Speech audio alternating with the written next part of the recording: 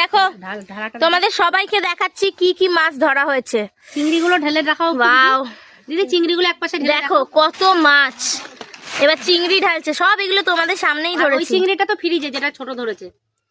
কত মাছ দেখো। যে মাছটা রান্না হবে আগে সেইটাই কাটা হবে। চিংড়ি দেখো, চিংড়ি এক একটা একটা তুলে কি মাছ এগুলো? মোরলা মোরলা মাছ। আর এগুলো কি? এটা শোল। হাঁড়িতেও আছে শোল। শোল আছে, ট্যাংরা শোল, আর ওই হাঁড়িতে রাখা, ওই হাঁড়িতে অনেক আছে যেগুলো এখন খাওয়া হবে, ওগুলো বের করা হয়েছে। ওখানে প্রচুর শোল মাছ আছে, এখানে কই মাছ আছে। দেখো শুধু মাছ দেখো। কাটা হবে। আমরা মাছ নিয়ে তো বাজারে বসতে পারবো। দিদি বটি দাও।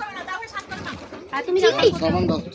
দেখো তোমাদেরকে একটা চিংড়ি তুলে দেখাই। দেখো চিংড়িটা দেখো কত বড়। এই যে আরো বড় আছে।